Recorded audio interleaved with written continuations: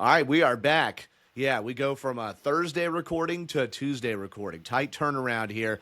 Like being earlier in the week if you can. But welcome to the 5 to Go podcast here on GoPRN.com, Apple, Spotify, and now on YouTube, like we have been for a couple of months here. I'm your co-host, Doug Fireball Turnbull, from the announcing team at Performance Racing Network. It just wrapped up its season, by the way. PRN just wrapped up its season.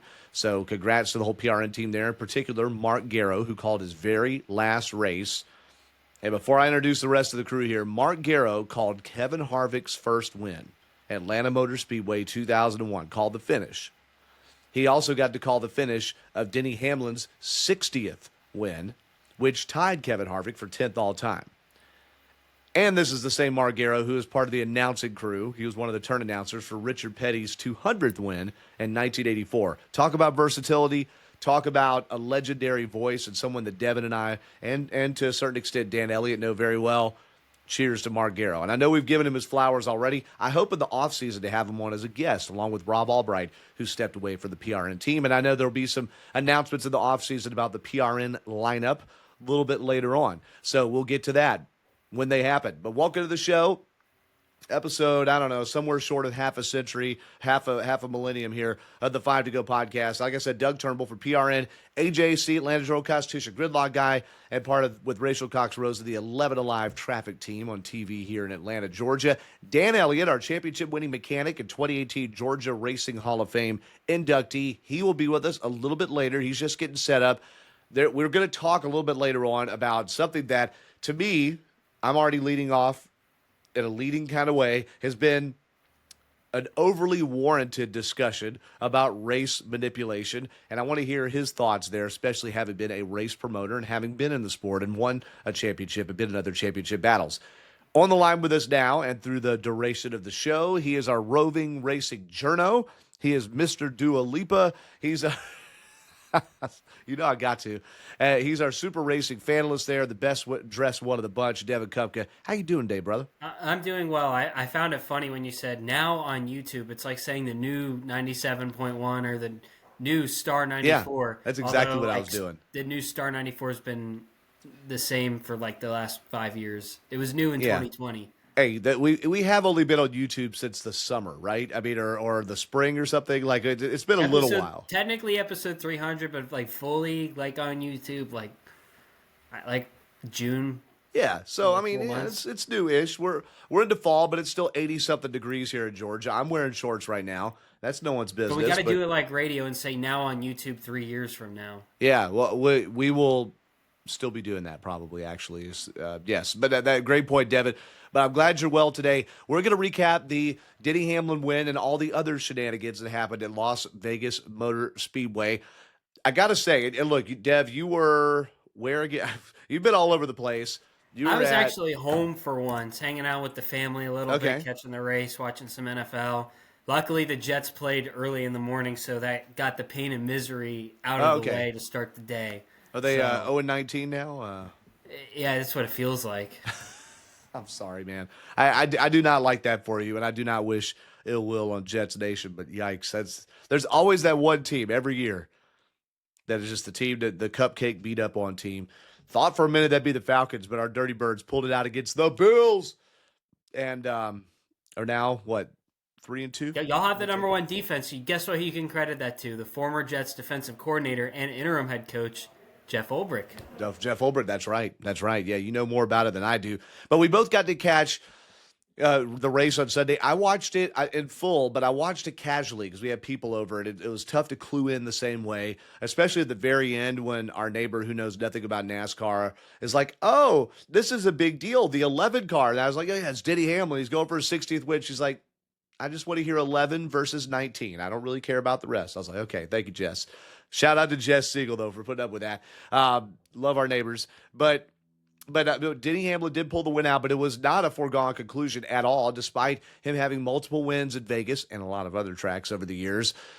He started on the outside pole, took the lead from Chase Briscoe there fairly early in the going, but it seemed like a Hendrick party. I mean, Kyle Larson, 129 laps led. You go all the way back in the running order. William Byron had a couple of nickels, 55 laps led. Chase Elliott looked fast, so he didn't lead any laps, and he mortgaged away his track position early with the pit road speeding penalty. But it looked like the bow tie brigade would be there, and it got upset by a Toyota. Kind of the inverse, Devin, of Kansas, where it was a Toyota party, and Denny Hamlin going for the win opened the door for Chase Elliott to take one and to advance. Well, now Chase Elliott a little bit below the cut line. We'll update the playoff rankings here in a moment.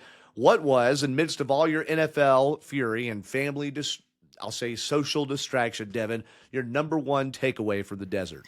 I think what we saw at Las Vegas is really going to set up an intriguing championship race in a few weeks at Phoenix Raceway, because I look at it this way.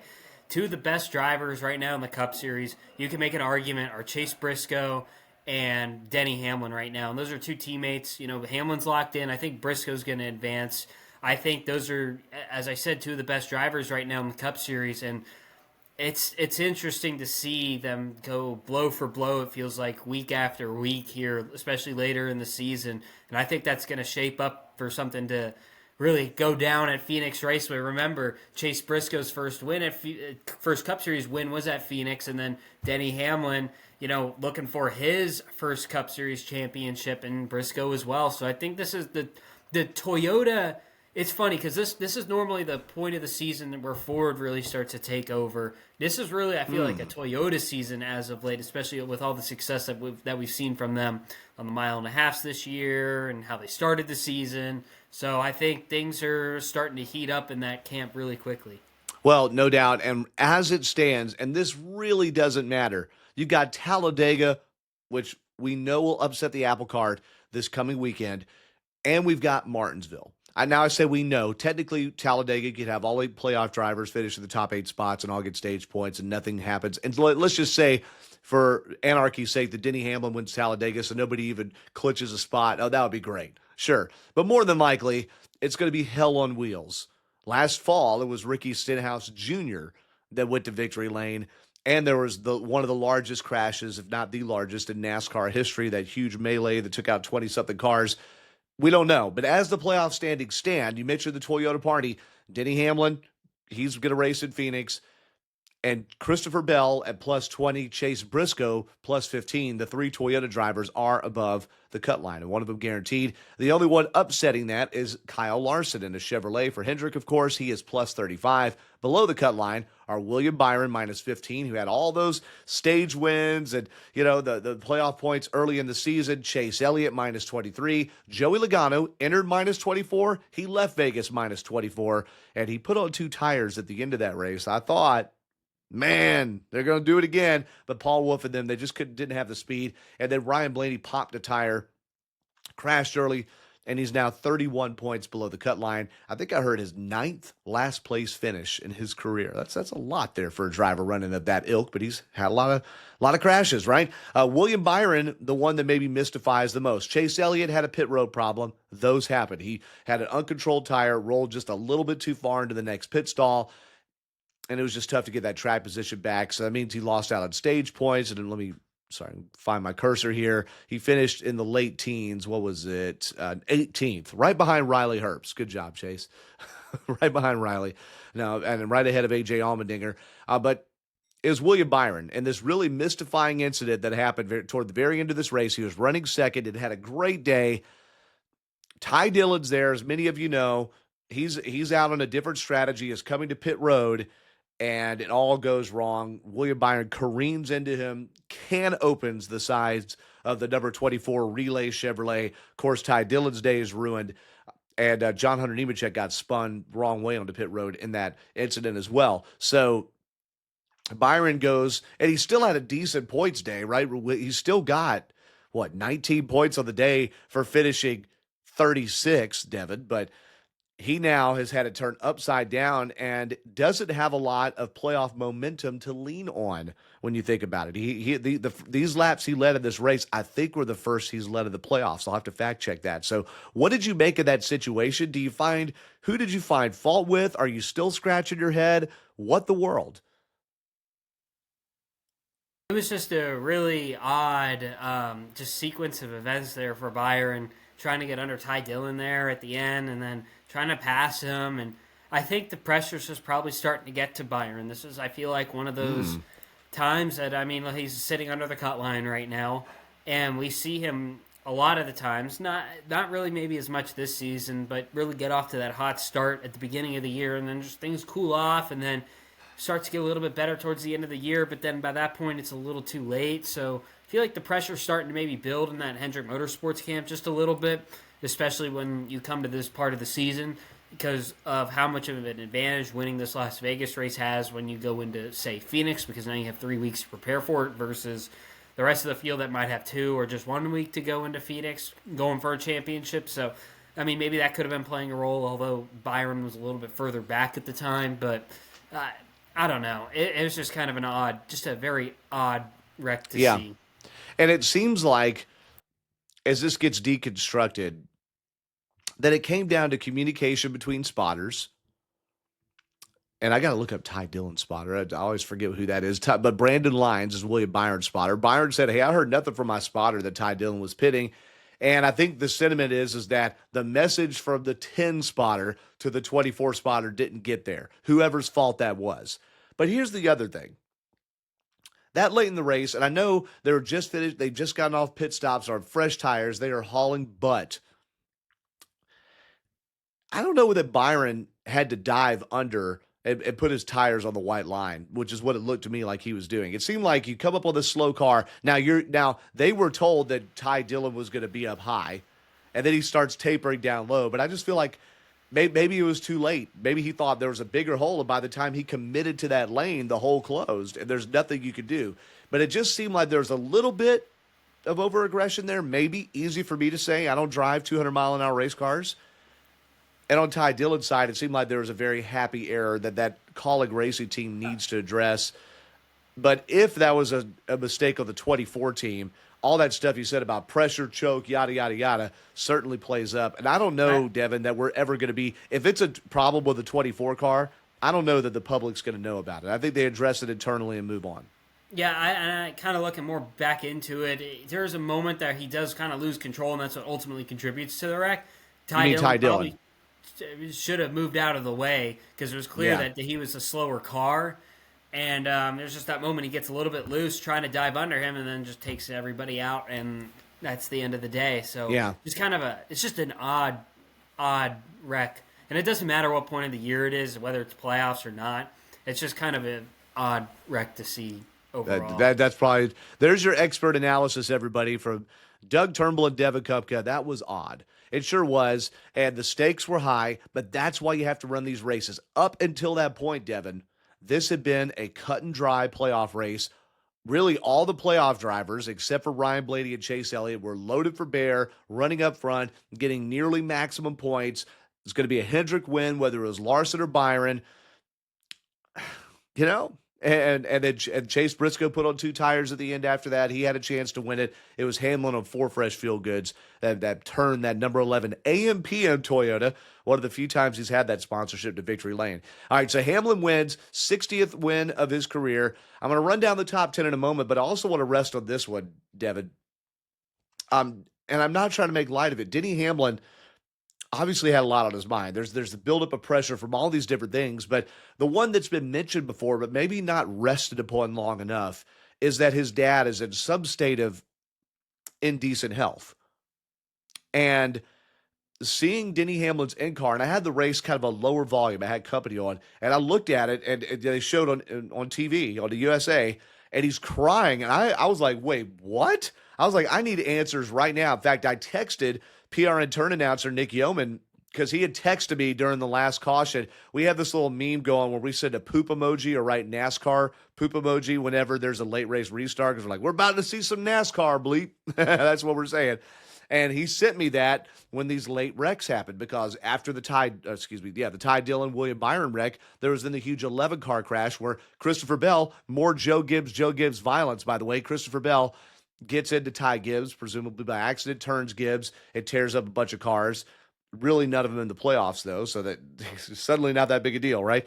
That's how the playoffs work. And so we were texting that. I texted him after the race.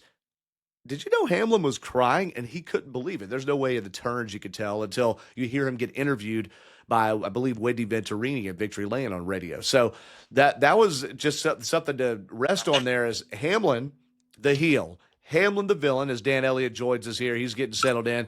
Hamlin, all these things, Devin, shows he has a heart, right? And I'm not making light of the reason he was emotional there. What did you think of that as you were watching it with your family, who are at least casual race fans? That you saw Denny Hamlin, the one who's booed all the time, he was getting cheers, and he was crying. Win number 60. I think there's a lot of emotions that are going into that because this is his first shot in a while. It feels like to have a chance at going out for a championship and winning a championship. And yeah, I think since 2021. A pretty significant milestone too, because I don't think you look at the active Cup roster too.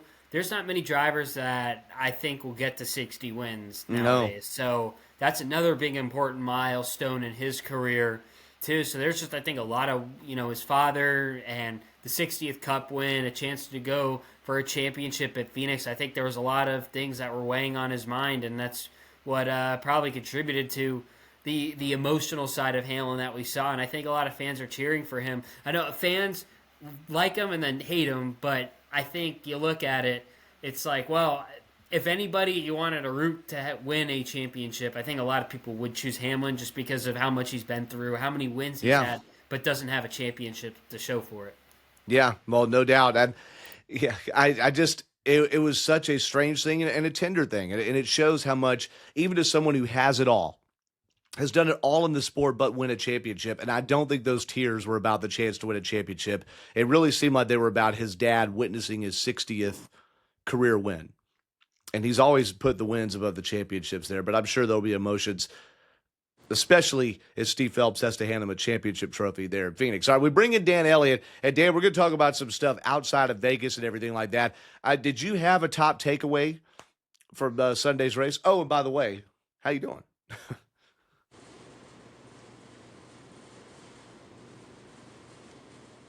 I think our connection went away there for a second. Oh, no.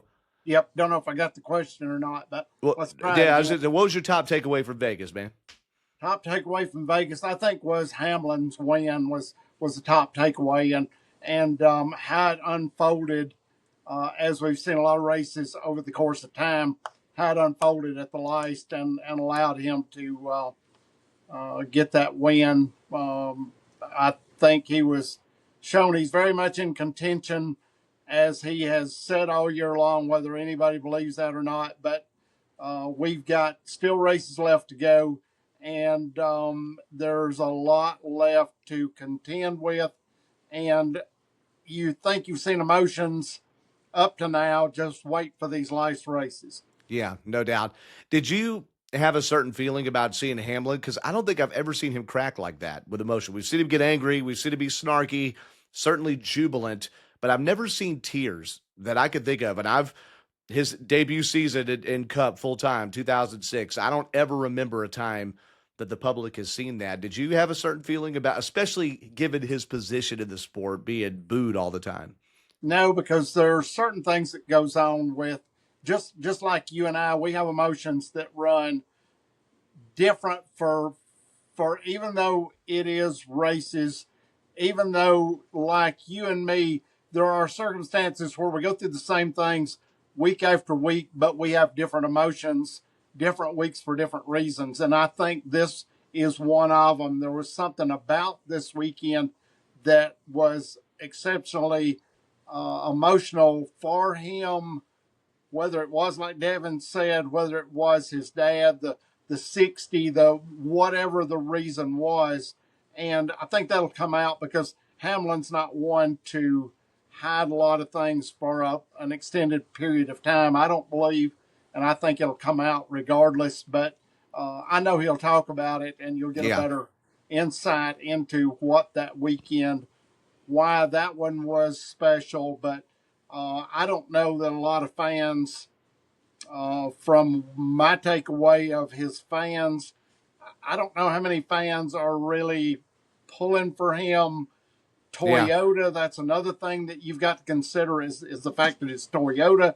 I don't know how fans are feeling about that, because we asked that question down at Atlanta Motor Speedway when about Kyle Busch. Yeah.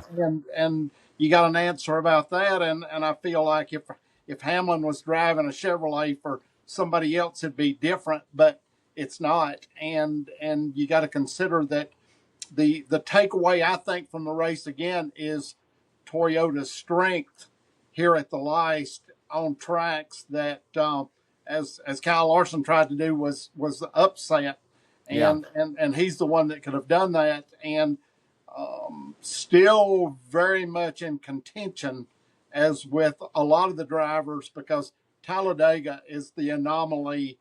Out of, to me, all of these races is going to be the anomaly. Yeah. Well, no doubt, and we'll get to Talladega in a moment. Great points there. Mm-hmm. He did say post-race it had a lot to do with his dad not being well and being able to witness his 60th. And, maybe you think about that, think about how hard he dove it in there under Bubba Wallace just 2 weeks ago, and suddenly it makes a little bit more sense anyway. He has said over and over 60 is the number. It ties with Kevin Harvick, 10th all-time. And I don't see any now. Look, we didn't know when Jimmy Johnson's spigot turned off, or Dale Jarrett's spigot turned off, or Jeff Gordon's spigot turned off, but we don't know. If he gets another shot at 61, he's running like he is, but so was Jimmy Johnson in 2017 when he won his third race of the year in May, and then that was it. And he ran 3 entire whole other seasons and never got that last win. So that's you can see when he knows he's got 2 years left, more than likely, unless he changes his mind in his Cup career, 2 full seasons. You never know when the light's going to go out, right? So big congrats to Denny Hamlin nonetheless, regardless of where we stand about the championship. Great point about Toyota too, although I still kind of don't get it anymore. Okay. Oh, it's Toyota. They're bad, but you just don't root for Toyotas. A lot of people don't. Denny Hamlin was your winner. I mentioned Kyle Larson finished second. Third went to Christopher Bell, who, again, triggered, or you could say Ty Gibbs going 3 wide, maybe helped trigger it, but he got into Ty Gibbs, and that turned that number 54 Toyota and triggered the 11-car crash at the end of that race that set up another restart that allowed Hamlin, I think, maybe to be able to take that win. Chase Briscoe, whom Hamlin passed, his own teammate, to win that race. Briscoe had 2 tires, ended up finishing 4th. A good finish there for the Indiana driver. He's on the right side of the cut line. Tyler Reddick was a player in this race. He only led 1 lap, but was fast. He finished 5th. Joey Logano ran poorly most of the day, just outside the top 10 a lot of the time. 2-tire strategy. Paul Wolfe into the race. He couldn't go forward. He finished 6th. Respectable finish. He'll have to live to race another day. Martinsville and Talladega to see if he can get to the championship 4 and play spoiler again at Phoenix. Alex Bowman there in a green Ally car. I had trouble recognizing that as Dan's having connections issues there.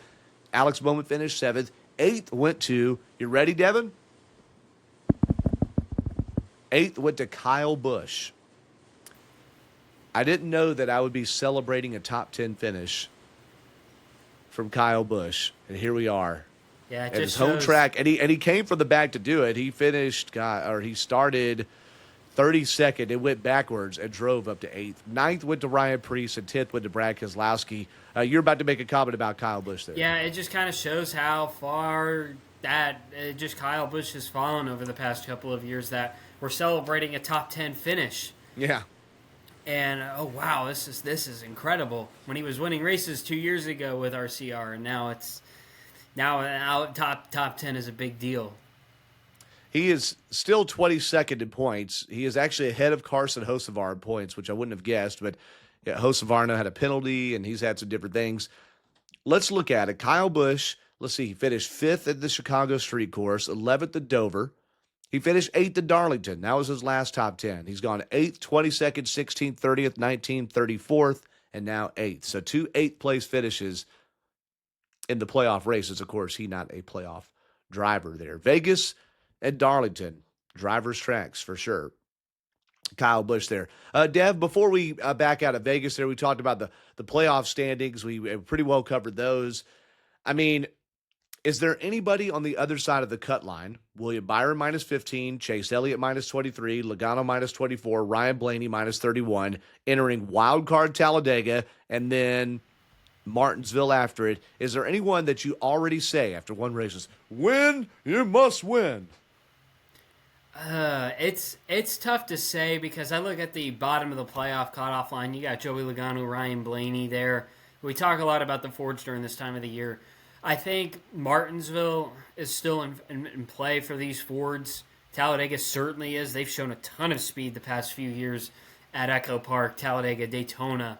Chase Elliott, he won at Echo Park in the summer. It's tough to say. We got 2 more races to go. I would, if you're Joey Logano or Ryan Blaney, hope to have a really good day at Talladega, or you're going to need to put it all on the line at Martinsville. Yeah, I think I agree with you. It's a little bit too early to say completely go or go home because Ryan Blaney could be a minus 11 leaving Talladega, even with a good run. He could be a minus 11, a couple of their crashes. We never would have anticipated William Byron being minus 15 after the day he was having there in Vegas. So I agree with you. To me, it seems like Joey Logano, based on their speed, no matter their points, is basically in win or go home because I don't see them conventionally pointing their way in on speed. It's going to be severe strategy at Martinsville, which he's not been great at, or it's going to be winning Talladega or running well near the front. So I'm with you for the most part. Well, here's the tricky thing, too. Compared to some of the other rounds, the cutoff line is not, at the moment, is not as close as it has been in other rounds and in previous years. I mean, William Byron's minus 15. Then you go minus 23 to Elliott, 24 to Logano, and then 31 to Blaney. That's like a pretty big deficit, and that's what you would see kind of lower in the bracket over the past couple of rounds. Yeah. And that's just something that you normally don't see, especially this early in a round. So, yeah. But fortunately for those drivers is you have Talladega where they're probably going to fuel save a lot. You could run up front, gain a lot of points, gain track position. So this is a big opportunity to this weekend in Talladega compared to, let's just hypothetically say we had Kansas next week. It would be a completely different story. But to see the fact that we see all those drivers that far below the cut line means you got to put your best stuff out there. But you got a big opportunity race in Talladega this Sunday. Yeah. It's going to be huge for sure. We'll be following that. That's an MRN race. It is going to be on big NBC finally get an over-the-air race there, so to speak. I know over-the-air is kind of relative these days, but it'll be good to see that much audience. And ahead of Sunday Night Football, hopefully they get those numbers up. I haven't looked at the ratings for this week. They've been pretty urine poor for the entire playoffs the whole time there, Devin. All right, so I want to transition to some new stuff. I'm going to try to vamp long enough to see if Dan can join us back in. He's having connection issues there back in the Dawsonville Grind Your Gears garage. But, Dev, there was some talk, and I actually haven't gotten a chance to listen to it. I was trying to flip through the transcript right now to see what exactly NASCAR competition communications head Mike Ford said on Door Bumper Clear, the Dirty Mo Media podcast this week. But basically, it looks like he has given an eye into what the point system could look like for next year, even though it hasn't been announced. It looks like it's going to be at least a 4-race rotation or whatever for the however many remaining drivers to decide the championship. But I don't really want to discuss that as much because I want more concrete on that. But you have an idea about TV's involvement, and there seemed to be a move a couple of weeks ago, Devin, that TV didn't have as big of a thumb on the scale as some people thought. And I'm assuming that all the backlash against TV for helping create the playoff system is the reason that story came out. NASCAR saying, oh, well, TV doesn't decide. In fact, they excuse themselves from the discussions. But now here we are. You've had a lot of insight. In fact, there's a special bonus 5 to go from 2 or 3 weeks ago where you talk about NBC. They're founding their own new sports-only channel again, and USA and all of that and how this could factor in. So I'd like you to flesh that out as we invite Dan back in, too. Yeah, so and I listened to a podcast that Sports Media Watch did. It had Rick Cordella on, which was as the NBC Sports president. Yeah. And just listening to some things and then reading up on some more. So NBC Universal spun off USA Network, Bravo, MSNBC to Versant. So I think with the playoff format, it's going to be 32 races, and then the last 4 are going to be playoff races. I don't know exactly how the format will be, but it'll just be 32 races, then the last 4. Reason being wasn't because NBC said they still want playoffs. It's because they kind of forced their hand in a way in this situation where Versant actually is now going to carry 10 races, which is USA Network, and NBC's only going to carry 4 races. So now you have 5 different, you don't have 4, you have 5 different TV partners. Like just like how Turner has the in-season tournament, NBC will have I guess you could call it the championship chase, the last 4 races. So that's where that's going. So Versant now has its own 10-race package. NBC only has 4 now. It's kind of crazy how that happened. And the TV didn't directly have a role in deciding on what the playoffs happened, but circumstance did when it came to television. So you're saying that, and what Mike Ford said as I flipped through the transcript while you were talking, is he basically said without fully announcing it, let's just say there's a 32-race season and a 4-race playoff, which is pretty genius, by the way, if you think combining the 36 idea versus the playoff idea. And that's what stirred the pudding, and I think whether he tactfully did it or didn't mean to, I think it was tactful, got that word out. Those 4 races, the 4-race playoff would be the NBC ones, whereas the first however many would be Versant. On NBC Sports or whatever. Versant is USA Network in this case, but that's the company that owns USA Network. Yeah. And NBC does not own those races. Those are 10 races that are going to be on USA Network, and then 4 on NBC. Well, and NBC so they wouldn't be on the new NBC Sports Network? Why? So NBC only carried over a couple of sports. So there's going to be WWE's going to stay with Versant. Premier League is only the MLB and NBA are going over with NBC Sports. Okay, got it. I mean, only NBC still has NASCAR, but they're only going to carry 4 races going forward. I see. So you're thinking that it's not a total coincidence that there could be a 4-race championship round or a 4-race entire playoff, and NBC proper only having 4 races. Interesting. Very good. Respond right here. TV actually played a role in the playoffs that you probably wanted. Respond right here. Okay. But only in circumstance, though. Just in circumstance. Yeah. Respond right here. It might have happened. Respond right here. There's your clip. Okay, Dan, I know you're back on and struggling with the connection there. I see it shorting out again. Right as I'm about to talk to Dan, it shorts out. That's maybe he and I just don't get along. Maybe that's this connection. No, connection is terrible today, and tried moving to a different place, and I don't know that it's going to be any better.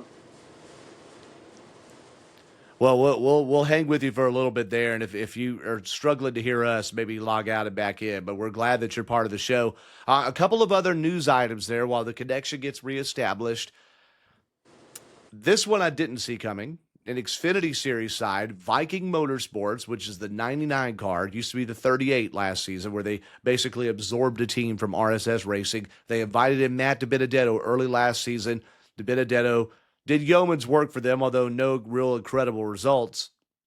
They have let him go with these 4 races remaining, and Connor Mozak, a full-time Truck Series driver, is coming to the table. I'm imagining, Devin, that is a Dan Elliott voice, show me the money situation, but that's the second time in a few years that Matt D has been let go with a few races left in the season. And I wonder if it's money or if there's something where teams are just trying to squeeze a few more dollars out of the last few races knowing there's nothing on the line, or is there a personality thing? That just seems odd to me that it keeps happening to him. Yeah, I know. It's kind of odd because we've seen that a lot this season, and just to make a move at the it's like firing a coach with like 3-4 games or 3 or 4 weeks left to go in the season. Just like end it out. It's going to change, I don't know. It's just odd. Maybe it could be money. Very well could be. But it's just like, let's just finish out the year. There's like there's only 3 truck races left for the whole season. So it's just odd. It is. And I mean, Xfinity Series, by the way. This is the Xfinity Series. There's 3 left. Yeah, you're right. 3 left. I'm sorry.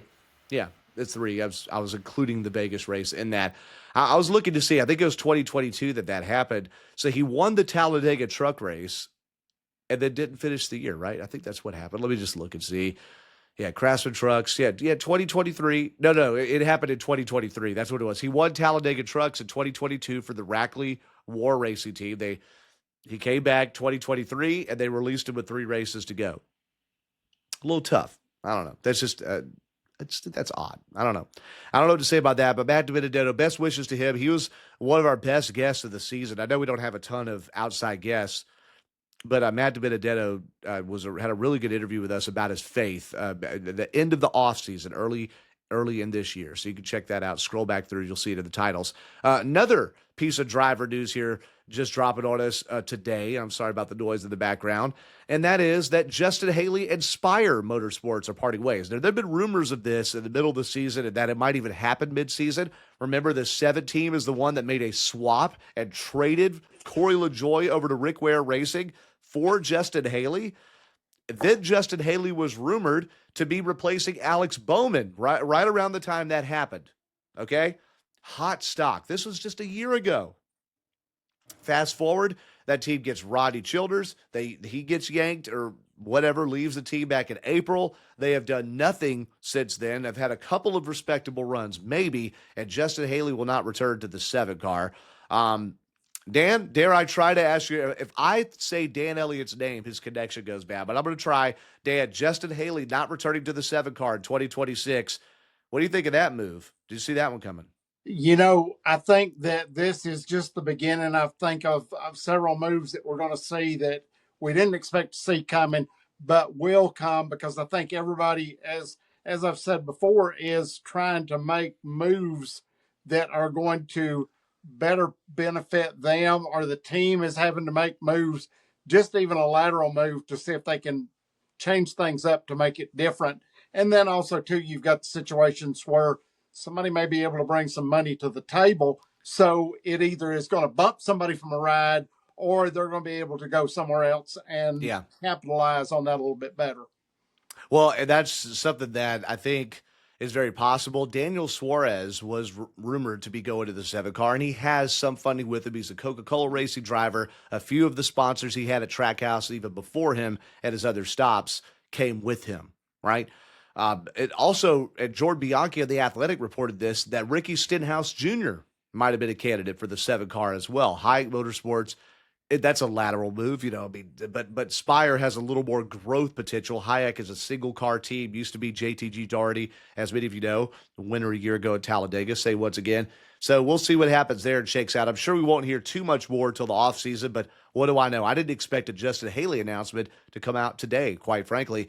So we'll see about that. So there's a couple of silly season deals there. We also saw the very last race for Venturini Motorsports. So they had their last full-on ARCA Menards race, but I think there was an ARCA Menards West race this past weekend, and the Venturini team calling it quits after many years there.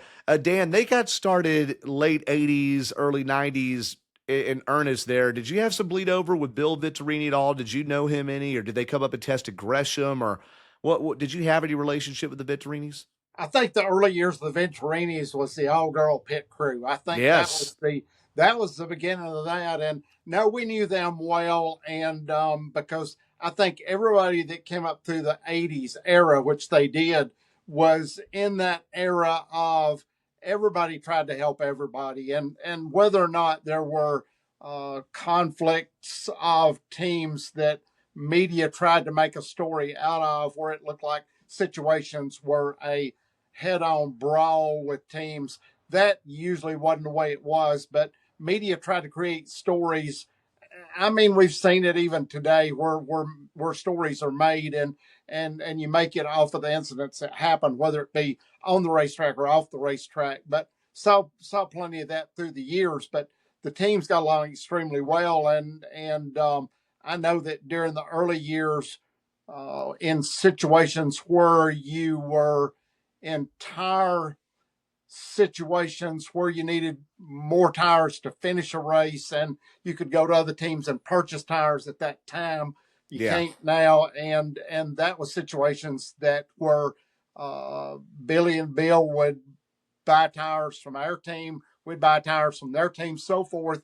We all tried to get along and help each other, and that is a great group of people, and needless to say, in a lot of situations, very fierce competitors, even though it took a while for that to really show itself because of funding. I mean, everybody struggled for the funding as well, but great group of people, and that is a that really does reflect on, to me, where we are in the sport and the people that help build the sport. It's sad to see anybody like that go by the wayside, and it'll be sad to see that. Yeah, well, it definitely was sad to see for sure there. And I say sad to see. They got to do it on their own terms instead of going out of business. So, yeah, Billy Vittorini, or Bill Vittorini Jr., Billy Vittorini took over that team, about 20 years ago or so and really helped make it into a powerhouse. But Bill and Kathy, the parents, continued to run the team. Wendy Vittorini talked to us all about it. So she's one of our PR and pit reporters. She also owns several Burn gyms. The brand name is called Burn. I mean, she's an entrepreneur, of course, long time at the Speed Channel for those that are newer fans. She had a long time at TV, and of course, she worked for a family team at some point over the years too. And Wendy was saying that first off, as was said publicly, Vittorini Motorsports is selling to Nitro Motorsports. And that's a team that's already been running in ARCA. It's a good operator. And at least for their first year or so, Billy Vittorini will be involved, helping the operation, which is going to move into the Vittorini campus and stay there. It'll help them stabilize. In fact, I think they've sold all their sponsorship for next year already. That's how ahead of the game they are. Bill Vittorini will keep a small room or a small enclave in that campus still that'll have maybe an office in, but he's going to have a little Vittorini Motorsports Museum in there too and run that. So the family will still be involved there, but certainly the end of an era. They raced at the Las Vegas Bull Ring. I misspoke earlier, back last Friday. It had drivers Taylor Reimer, Jade Avedizia, which watch that name especially, are the Toyota Pipeline female drivers, and also Thomas Annunziata, who is widely believed to be going to the Nitro Motorsports ride full-time in ARCA next year. And he runs some of the Xfinity series. They ran the last 3 entries for Victory Motorsports. So cheers for them. All right, our big esoteric topic of the week, because we got Dan back in, talked about a lot, race manipulation. There was some talk. So basically, a lot of media speculation to me fueled what was seen to be race manipulation on the track at the Charlotte Roval. Denny Hamlin wasn't going to let Ross Chastain pass because he didn't want to let Joey Logano into the playoffs, or he was going to let him pass so he could beat Joey Logano so he wouldn't have to race Joey Logano at Phoenix, which I don't know if that 4D chess is really getting played behind the wheel or not. And it led to this discussion about points, and Denny Hamlin said, well, I didn't even know the points. And then we found out the reason he wasn't told the points is because teams were told not to tell their drivers the points unless their playoff position is on the line. And it could be considered race manipulation if they do things out of characteristic for their normal strategy to affect other people in the playoffs. All right. NASCAR apparently has met with the teams, further clarified some things. We know Martinsville last year, between Bubba Wallace running way off the pace to try to let Christopher Bell by, Christopher Bell slamming into the wall, and that Ross Chastain, I think Austin Dillon blockade that kept Brad Keselowski back and kept him from advancing. All of that is what led to NASCAR really saying, we're going to go after the manufacturers and even wind tunnel time if we find out that there's systematic manipulation. And Devin, I'm not trying to skip you here. It's just we've had so little of Dan today, and I wanted to bring Dan in for this specific topic, if anything. Dan, do you think this is a little overblown? Do you think we're starting to split hairs about what manipulation is? If I'm on the track and I want to let somebody by, who cares? Now, it's one thing to spin out and affect the whole race. It's one thing if you're going to pit road and just driving through, but letting someone have a spot because you want them to advance instead of someone else. I mean, am I underreacting here? I feel like we're getting to a point where it's going to be really hard to police. It has been hard to police, but to me, the culprit of this whole thing is when you can have more than 2 teams, when you can have 3 or 4 teams within an organization. This really fuels that to the nth degree. And we saw it back a long time ago when J.D. Stacy had it at one time 5 cars. But throw into this the technology that now allows the communication during the race, because we didn't have all of that before. You had radios, but yeah, you could have radios that had a scrambled frequency on them to where nobody else. Now it seems like it's just open to the public and it's out there for everybody to hear everything that's going on, whether you like it or whether you don't. That went on for a long time. It's just the public didn't have access to it, and and the media really didn't have access to it. And then scanners came along, and you could keep up with the conversations, not only of the teams, but the most important conversations were the ones that nobody addressed at first, and that was being able to listen to NASCAR, because that was the one that was the most beneficial to us, was to know a couple of seconds before the flag came out that the caution flag put out the caution. That was the first thing that you listened for, was if you heard that, then you could get an idea of, can we get to pit road? There wasn't a flag to tell you whether pit road was open or closed. You just got to pit road as quick as you could. Well, if you were close to pit road on the track, you just ducked right in. So that got you out first. When the caution did fall, then you were lined up. You were the first car. So there's been benefits all along. It's just now we're more privy to a lot of things going on. But I don't know that you can do anything about this, or if you want to do anything about this, because gone on for a long time, I don't see it stopping. And I see that as the drivers, even within their own organization, where you've got personality conflicts for maybe from the last race, they usually get this sorted out. But when you've got conflicts within the organization of drivers, as Mother said, there's only room for one rooster in the hen house. So you've got other drivers that are competing with other drivers, and as you get down to the wire on this championship, is making it even more important that somebody advances and somebody don't. But it tells you really where it's all at and what's in play. But I just don't know how you're going to be able to do this, because now it falls within Hendrick, within Penske, within Gibbs. And sure, they've got a strategy on how they're going to be able to communicate and what they need to communicate, but you're going to find it harder and harder to find out what that may be and how they're going to go about doing it. But I promise you, it'll still go on. Well, no doubt. So you're saying that you think there should be penalties for it, or is it over legislating? Before I get to Devin's thoughts on that. I think right now there's things that they need to work through to think about this, because we've definitely gone in one on all of this stuff into situations that I didn't foresee we'd be in this year. I figured it'd be next year before we blended in to some of these situations. But I think you need to finish out the year, and you need to get collective heads together on where you want to go with this and how far it's going to go, because you're really going to, if you come in and do a quick decision on this, you're going to find yourself having to make 10 other quick decisions on what you did wrong. Yeah. That's a great point.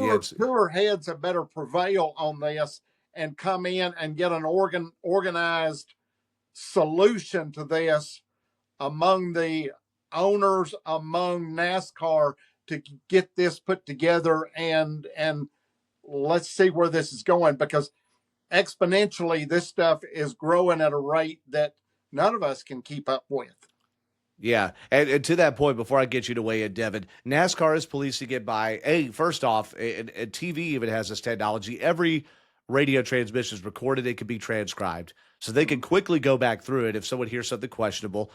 Mike Ford talked about a door bumper clear this week. Mike Ford, again, the communications competition director at NASCAR, on the director of communications, the competition side, said that at their remote race control, the one that's in the or near the in the Charlotte production facility, they can listen to any radio. They got tons of monitors, millions of dollars of equipment. John Probst, who's up in the pecking order there, can say, hey, monitor the 48 car. He's running near the 1 car, and see what their transmissions are like.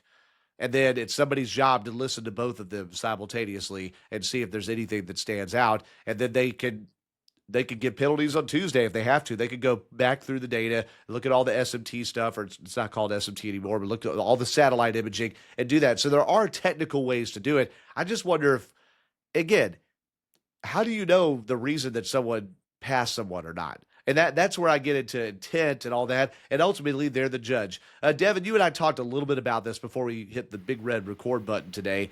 Do you think this is getting overblown, or are they? Do they need to come down harder, or what? Maybe a little bit, because I feel like in certain circumstances it's a little tough to officiate some of these things. There are blatant ones, maybe that you see from a Cole Custer and Chase Briscoe from a couple of years ago at the Roval, for instance. It's hard. It's really hard to, I feel like, to officiate these things. Like, yes, you can find proof that there's manipulation, but I feel like a little bit of it is overblown. I mean, we're going to see a lot of it at Talladega this weekend for sure. You got 2 Penske, 2 Hendrick, 2 JGR cars. That's 6 of the 8 right there. Or really, you got a whole bunch of teams that are going to be trying to go out and win this race. We saw it in 2018 when Stewart-Haas Racing, I think, finished 1, 2, 3, 4 at Talladega when Eric Almirola won. God, that was a terrible race, by the way. I think it's a little overblown, but at the same time, it does happen to an extent. But I think it's hard to officiate it because I do think it makes it interesting to watch. Like Talladega, that's one of the things I'm looking out for, is to see how the teams are going to approach it, especially the playoff teams, since this is a round of 8 race and a chance to get into Championship 4. So it's hard. It's really hard to say what side to take on this matter. Doug, let's go about this systematically here. So the communications you're going to try to control, but it's okay for Chevrolet as a manufacturer to come in and get their teams together and say, we're going to Talladega, so we're not going to talk about anything or say anything, but we want a Chevrolet to win the race. We don't care which one it is, but we want a Chevrolet to win the race. I don't know that that's considered manipulation, right? And that's just trying to win. What's the difference at the end? Well, that's my point.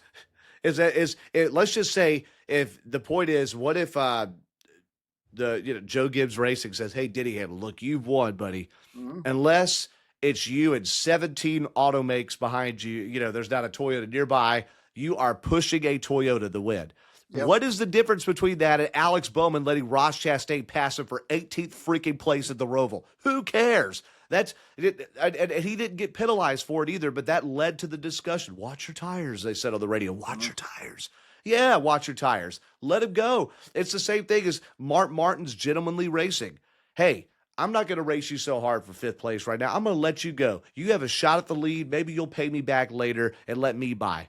It's the same kind of thing. It serves different causes, but it's give and take. And I think let the drivers handle it and do whatever you can to try to keep the OEMs out of it, but I'm not sure what exactly that is. Talladega, more so than Echo Park Speedway. That track's really too narrow to have teamwork, but Talladega, Daytona are big on it, and we're going to see it happen whether we like it or not. I hope there's not so much fuel saving. Come on, help me out, bro.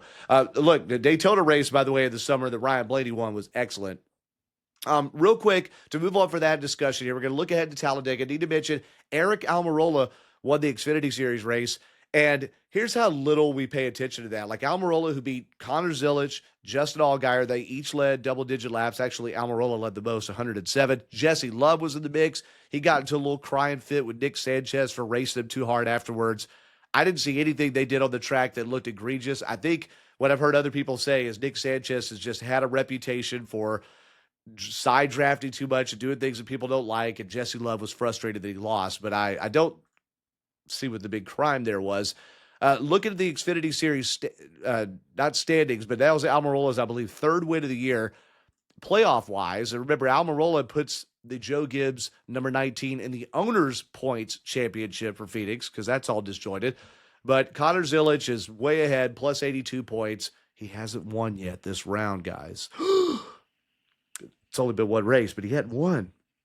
Justin Allgaier, plus 44 going to Talladega. Jesse Love, only plus 20. Sam Mayer, plus 8. The drivers that are below the cut, Brandon Jones, minus 8. And then it's in the 20s for the rest. Minus 21, Sheldon Creed. Carson Quapple, minus 22. Sammy Smith, minus 24. Smith has won at Talladega, won it last fall. Anybody can win. And we look ahead to this weekend here. And I'm going to pull up the weekend schedule. And Talladega got Truck Series racing, 4 p.m. Friday. Another Friday afternoon race. I guess trying to dodge college football on FS1 there. 4 p.m. on Friday, boys. I'm going to be locked in on that. That might be the race I see the most of this weekend. Saturday at 4 is the Xfinity race. Cup Series is 2 p.m. Eastern because they don't have lights at Talladega. 2 p.m. Eastern for the Yellowwood 500. It's funny, it says the Yellowwood 400 here on J-Ski, but it's Yellowwood 500. They got to get all those laps in. I like a 2 p.m. start. Do you, Devin? Well, yeah, I mean, it'll be nice. Talladega, well, it'll be one Central Time there. What? I mean, Devin, us old guys over here, like, we like a 2 p.m. start, Devin. I mean, you kind of have to. I'm surprised they're not starting this at 1 Eastern Time because Talladega is never normally this late in the calendar. Well, it has been before. It has been before. I mean, I remember it running on Halloween. Yeah, it has been before, not in the last few years. It hasn't been at the round of 8 in a few years, but it's not really a never kind of thing.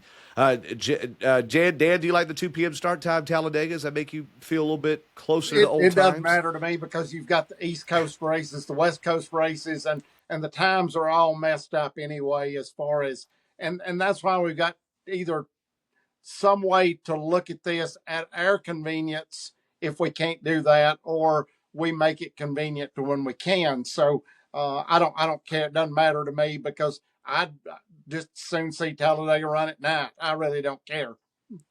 Well, but we got to put some flashlights up then. The Gen 7 era, you know how I got to go Gen 7. Hold the ladders up like you used to do.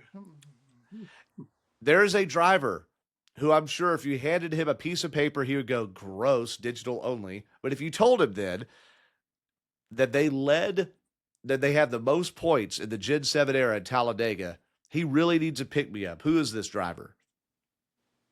He really needs a pick-me-up down in the dumps after leaving Vegas. Probably Joey Logano at Talladega. Negative. Ryan Blaney? Negative. William Byron. Billy the Kid. 5 top 10s. Again, we're talking points. Points ultimately, besides wins, are what matter here. Second most is William Clyde Elliott II. He's got 1 win in the Gen 7 era here. That was the last time Hendrick won at Talladega. Yeah, it was 2022, right? Mm-hmm. Yeah.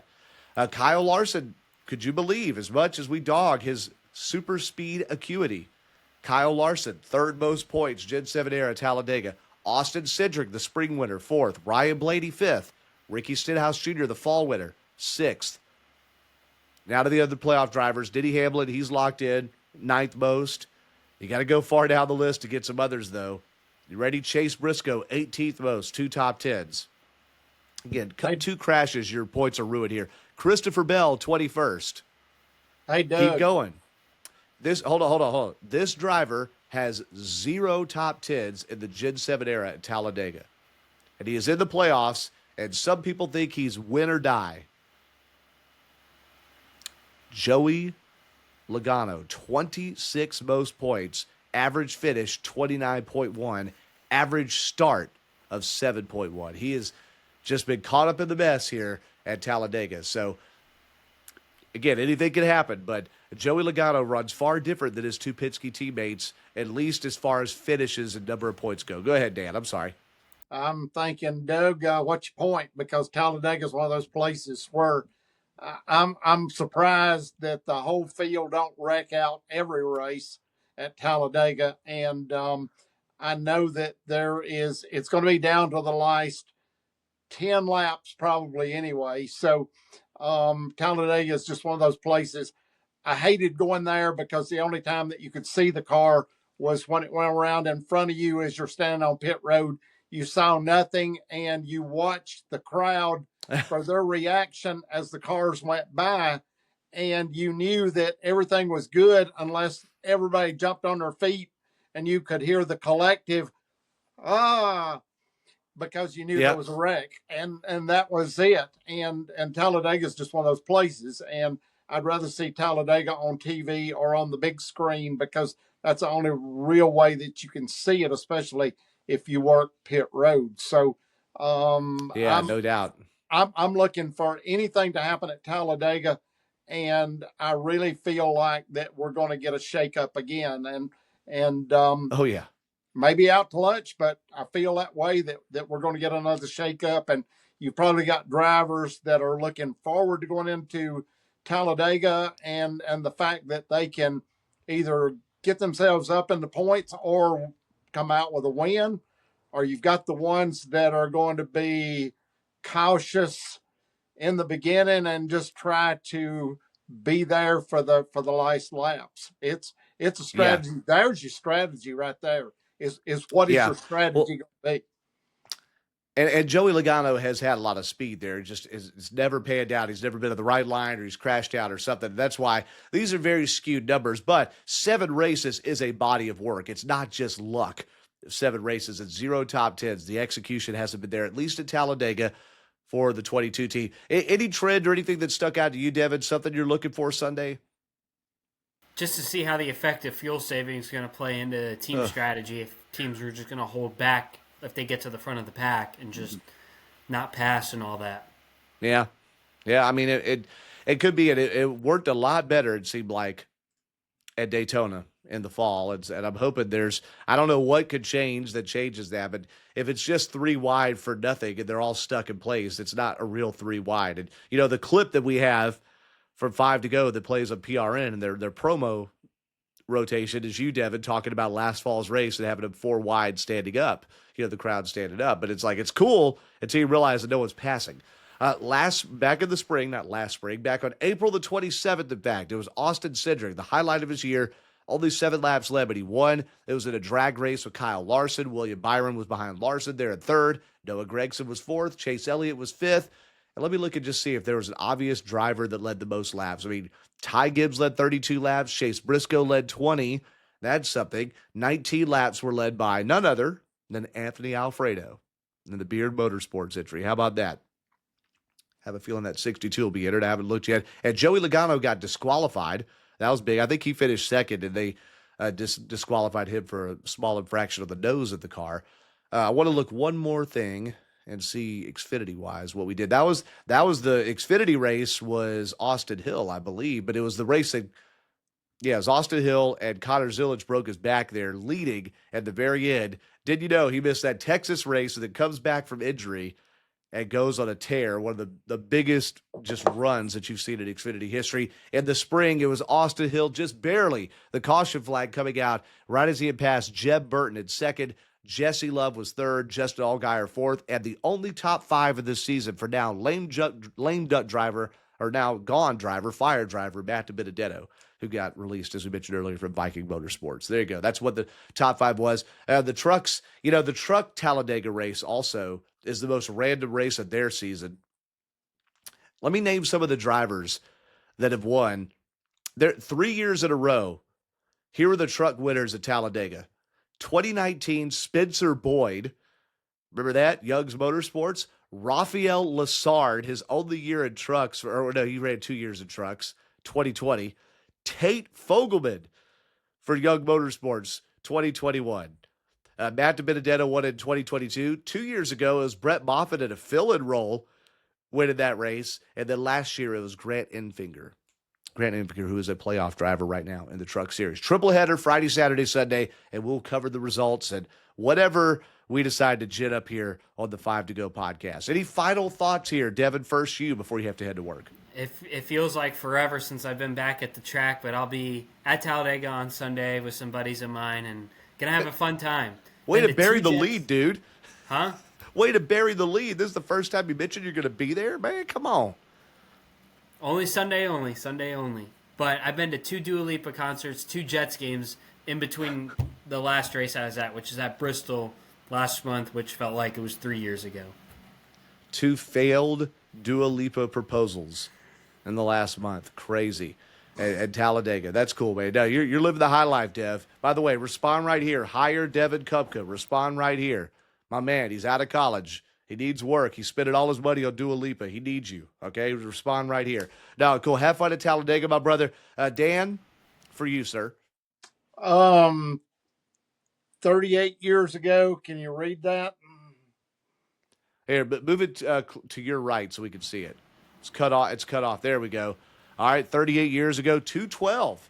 Was that this weekend or was it earlier in the year? That was 1987. 809, and these were the spark plugs that were pulled out of the motor, and they have been in my possession since Talladega then. So these have been around a long time. So wanted to show those, and yeah, Talladega qualifying. But yep, I'm looking forward to seeing who's on the pole, because I think that's the strategy to me, is who's on the pole at Talladega, because the front row to me is the one that's going to have a little bit of pressure off in one sense, because that's definitely where you want to be for the bulk of the race, is up front and out of trouble. Yeah, no doubt. It's interesting, and I just closed. Well, no, I still got it open. What's interesting is there's only one driver in the top 10 in points in the Gen 7 era who's won a pole at Talladega in the Gen 7 era, and it was Denny Hamlin. The other pole winners are back 21st most points, Christopher Bell, 2 poles, Michael McDowell, 2 poles. So it does matter until it doesn't, it evaporates. Hey, before we sign off, just if there's a new race fan listening, you showed spark plugs. You said something 38 years ago, 212.809. What is significant about 212.809 miles per hour in 1987 on the number 9 Ford Thunderbird, driver Bill Elliott at Talladega? I was on the pit crew. Yeah, that's it. End of show. Now, that was significant. What happened? What happened? That's the record. Yeah, that's definitely a record, and then I want people to know that. I want you to say it. it is a record. It still stands. It is a record. It will stand for a long time to come. And I don't know that the current car and the way that they race today, it's going to stand for a long time to come, I feel. And that was definitely something to be proud of. And the fact that the car ran quick all day long, and we were able to finish the race, win the race, and it was just a great day. Great day. And the pit crew performed exceptionally well too. No doubt, no doubt. Well, and then it was in the July race. Was it in that race, or was it the other race that year where Bobby Allison almost crashed in the grandstands, and that's where they put the plates on for 1988, right? Yes, it was. That was definitely one of the races that I thought he'd taken the flagman off the flag stand. It was something to behold, sitting there watching that, and scared you to death as to what the consequences of the cars getting airborne and what they could do. Well, for sure, but you all were innovators, you and Ernie and Bill and the whole crew, and the record still stands and probably will always, like you said, consider they're not taking the plates off anytime soon. 212.8 miles per hour. That fast number 9 out of Dawsonville. Hey, final thought for me is, hey, just enjoy the weekend, everybody. I don't have any more to add. I already toasted Victory Motorsports and toasted the outgoing Mark Garrow, Rob Albright from PRN. And of course, Dan, we're still praying for your family, too, having lost your sister-in-law last week. I know we talked about her some at the beginning of last week's show, but I know it's been a tough stretch. So we love you, man. We love Lolly and everybody else in the family. Of course, that's Ernie's wife as well. So, we're really thinking about you and the whole crew, buddy. Thank you. For sure. Absolutely. All right. Well, look, you can check these episodes out, of course, on Apple and Spotify, goprn.com, and, of course, on YouTube as well.